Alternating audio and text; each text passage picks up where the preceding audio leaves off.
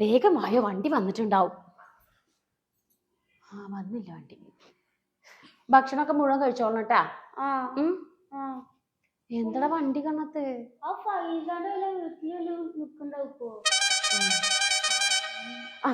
വരുന്നുണ്ട്. ഓടല്ലേ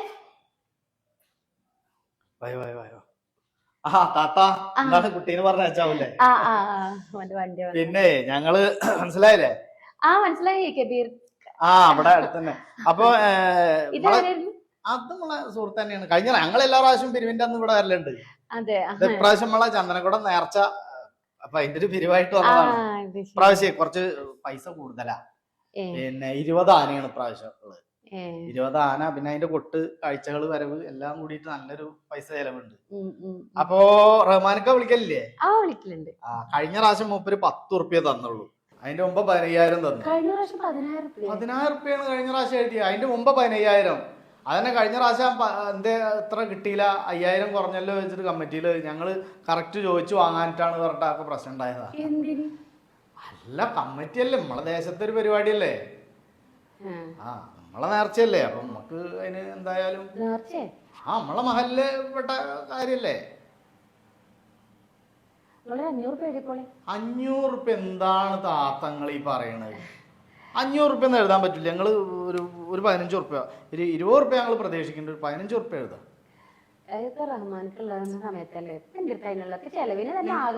വേണ്ട, നിങ്ങള് റഹ്മാൻക്കാക്കൊന്ന് മിസ് അടിക്കും. ഞാൻ ഇപ്പൊ വിളിച്ച് സംസാരിക്കാം. അതിന്റെ ആവശ്യമൊന്നുമില്ല. നിങ്ങൾ 500 ഉറുപ്പ്യ എഴുതിയിട്ട് കാര്യമില്ല. എത്തിയും കുട്ടികളെ കല്യാണം കഴിപ്പിക്കണ വേറെ പരിപാടിയല്ലേ. ഇതിപ്പോ നമ്മളെ നാട്ടിലത്തെ ഒരു പരിപാടിയാണ്. നമ്മളെ മഹലില് പെട്ടിട്ടുള്ള മഹലില് ഉൾപ്പെടുന്ന സ്ഥലമാണല്ലോ നമ്മളെ ദേശം. അത് പറഞ്ഞ ശരിയാ, മഹലിൽ ഉൾപ്പെടുന്ന സ്ഥലം തന്നെയാണ് ഞങ്ങളെ വീടൊക്കെ. പക്ഷെ ഈ ഒരു പരിപാടിയും മഹലും തമ്മിൽ എന്തെങ്കിലും ബന്ധമുണ്ടോ? ഇതിപ്പോ നമ്മളെ നാട്ടിലത്തെ ഒരു പരിപാടി. നമ്മളെ നാട്ടിൽ തന്നെ അല്ല നിങ്ങളോട് ചോദിച്ചത്. ഈ പരിപാടിയും മഹലും തമ്മിൽ എന്തെങ്കിലും ബന്ധമുണ്ടോ? ഈ 10,000-15,000 ഉറുപ്പ്യ ഞങ്ങളെ പോലെ സാധാരണക്കാർക്ക് തരാനില്ല. എന്തിനാ? നിങ്ങളെ പോലെ ആൾക്കാർക്ക് കള്ളുടിച്ചിട്ട് അതിന്റെ മുമ്പിൽ കിടന്ന് തുള്ളാനോ?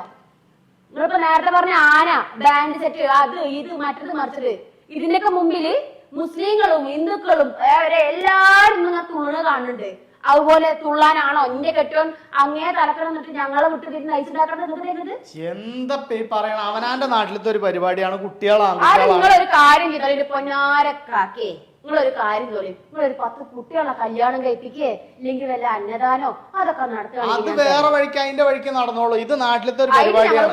അപ്പൊ അവിടുത്തെ കുട്ടികൾ കുറച്ച് എന്റർടൈൻ ചെയ്യാം, ഒരു എൻജോയ് ചെയ്യാം. ആ എൻജോയ്മെന്റും ഞങ്ങൾ കാണാറുണ്ട്. ഒരു കുഴപ്പമില്ല. അല്ലെങ്കിൽ നിങ്ങളെപ്പോലുള്ള ആൾക്കാർ പോലെ ഈ പകൽമാന്യൻ ഇങ്ങനെ നടന്നിട്ട് രാത്രി ആകുമ്പോ ഇതൊക്കെ അല്ലേ നിങ്ങളുടെ പരിപാടി അല്ലേ? ഞാനില്ലാത്തതാണോ? ഞാനില്ലാത്തതാ പറഞ്ഞത്. നിങ്ങളിപ്പോ ഈ പരിപാടിയാ നീർച്ച? ഏത് നീർച്ചക്കാണ്? എനിക്ക് മനസ്സിലായില്ല നീർച്ച. എനിക്ക് അറിയാവുന്നത് നീർച്ച എന്ന് പറഞ്ഞാല് പള്ളിക്കല് നീർച്ചയുടെ സമയത്ത് ചോറ് വെച്ച അന്നദാനം നടത്താറുണ്ട്. എന്റെ അറിവില്ല. അതുണ്ടല്ലോ. അതൊക്കെ ഒന്നാ അതിപ്പോ നമ്മള് ആനേനെയാണ് കൊണ്ടുപോകുന്നത്. നിങ്ങള് പറഞ്ഞത് ശരിയാണ്. പക്ഷെ നിങ്ങളൊരു കാര്യം മനസ്സിലാക്കണം കേട്ടാ.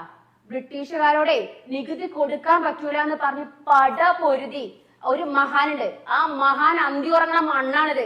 ആ മണ്ണിലാണ് നിങ്ങൾ ഈ തമ്മാടിത്തരം മൊത്തം കാണിക്കുന്നത്.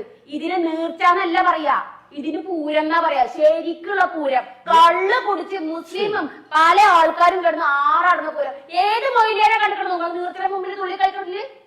ഏത് മൊയിലേനുള്ളത്? പള്ളിക്ക ഏത് കത്തിയുള്ളത്? ഏത് നിങ്ങളൊരു മൊയിലേനെ കാണിച്ചേരി. നിങ്ങളിപ്പോ എന്തായി പറയുന്നത്? മൊയിലിയാക്കന്മാർ ഇതിന് തുള്ളുണ്ട്. കൂടുതൽ പറയാനില്ല. എന്റെ കുടുംബത്തിലുള്ള പൈസ ഈ തമ്മാടി തിരക്കിന് കിട്ടൂല. കഴിഞ്ഞ പ്രാവശ്യം റഹ്മാനക്ക ഞങ്ങൾക്ക് അതിന്റെ മുന്നത്തെ പ്രാവശ്യം അതന്നെ നിങ്ങൾക്ക് 10 പൈസ ഈ പരിപാടി കള്ളുടി പരിപാടിക്ക് തന്നില്ലെങ്കിൽ കെട്ടുകാർക്കുള്ള ഞാൻ കൊടുത്തോണ്ട്. അത് ശരി. ഇനി എന്റെ മക്കളെ ഇവിടെ ആക്കിയിട്ട് അങ്ങേ തലക്കെ പോയിട്ട് അധ്വാനിച്ചുണ്ടാക്കണേ നാണും മണ്ടങ്ങൾക്കൊക്കെ. ഇപ്രാവശ്യം ഞങ്ങളെ കമ്മിറ്റിയിൽ മുമ്പ് ഉണ്ടായിരുന്ന ആളെ കാശില്ലടോ. നിങ്ങളുടെ ഭർത്താവ് ഞങ്ങളെ കമ്മിറ്റിയിൽ ആദ്യം ഉണ്ടായിരുന്നല്ലേ? നിങ്ങളെ കെട്ടിയോ? കാലത്ത് ഇപ്പൊക്കെ വിവരണ്ട്. നിങ്ങൾ പോവാൻ നോക്കി കാക്കേ.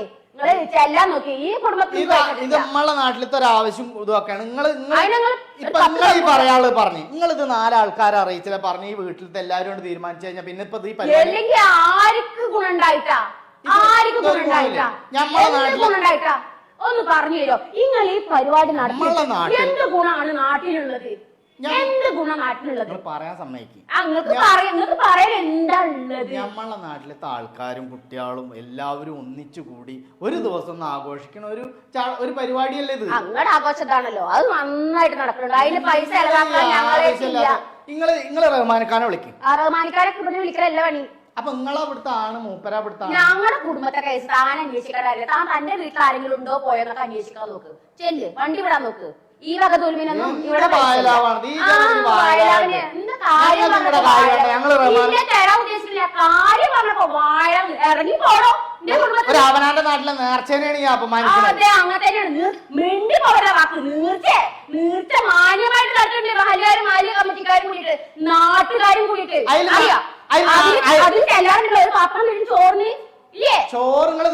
ആയിരക്കണക്കിന് ആൾക്കാരെ ഒരു നേരത്തെ വിശപ്പ് മാറ്റുന്ന അതാണ് നടത്തേണ്ടത്. അല്ലാണ്ട് കുറച്ച് ആരാളും കുറച്ച് ബാൻഡും കുറച്ച് പാട്ടും കുറച്ച് കള്ളും ഇതാണല്ലോ. എന്താ ഈ പറയണ? അല്ല താത്തേ, ആനേനെ എഴുന്നള്ളിക്കേണ്ടടുത്ത് പിന്നെ കുതിരേനെ കൊടുത്ത് എഴുന്നള്ളിക്കാൻ പറ്റോ? ഒരു കാര്യം ചെയ്യും, കുതിരനെ കൊടുത്ത് എഴുന്നള്ളിച്ചോ, അത് നടത്തിക്കോ. നാട്ടിലേക്ക് കാച്ചും വെച്ചിട്ടേ അത് നടത്താൻ നോക്ക്. കുതിരനെ എഴുന്നള്ളിക്കാൻ നോക്ക്. എന്നിട്ട് ആന നട്ടുച്ചക്ക് കൊടുത്തു നിർത്തിയിട്ട് ആനണ്ടാക്കുന്ന പുകില് വേറെ നാണും മാനില്ല നിങ്ങൾക്കൊന്നും. അതിനൊക്കെ നോക്കാൻ പ്രൊട്ടക്ഷൻ പോലീസും ആൾക്കാരും അവരൊക്കെ ഉണ്ട്. നമ്മുടെ നാട്ടിലെ കുട്ടികളാണ്. കാശ് കിട്ടൂല ഇവിടെ ഒന്ന് ചലച്ചിട്ട് കാര്യമില്ല. കിട്ടിയതാണല്ലോ തരാൻ ഉദ്ദേശിച്ചിട്ട് വിളിക്കാനല്ലേ ഞാൻ റഹ്മാൻഖാൻ ഇക്കാര്യത്തിൽ വിളിക്കേണ്ട ആവശ്യമില്ല.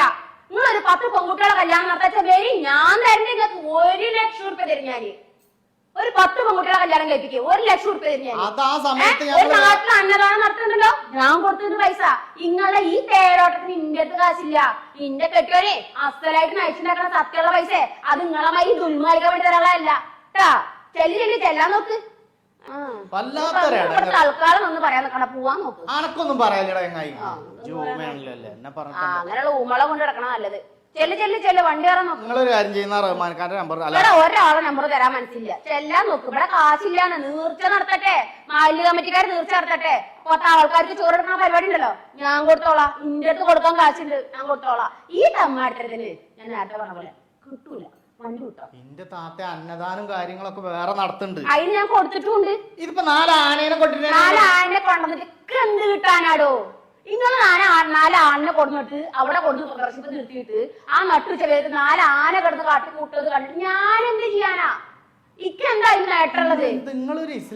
ഞാൻ ഇസ്ലാമിന് അതുകൊണ്ടാ പറഞ്ഞത്. ഞാൻ ഇസ്ലാം ആയതുകൊണ്ട്. ഏത് കിതാബിലാണോ പറഞ്ഞിട്ടുള്ളത് ആന കൊടുത്തിട്ട് മറ്റം നടന്നത്? ഏത് കിതാബിലാണത്? ഒരാൾക്ക് വിശക്കണേന് ചോറ് കൊടുക്കണം കിതാബിൽ പറഞ്ഞിട്ടുണ്ട്.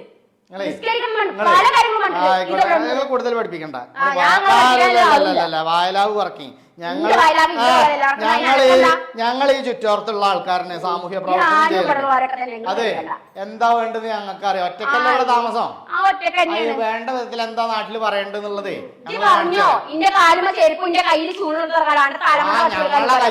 മാങ്ങ പറിക്കാൻ നിങ്ങൾ ഇവിടുത്തെ ആണാ പെണ്ണ ചേലക്കാട് കാശ് കൊടുക്കാൻ പറ്റില്ല പോലെ തോന്നിയാസ വർത്താനം. അന്റെ പേടിപ്പിക്കലൊക്കെ അന്റെ കുടുംബത്ത് ഇന്ന തൊട്ട് വരണ്ട. ജെല്ലപ്പെട്ട കാര്യം നോക്കണം.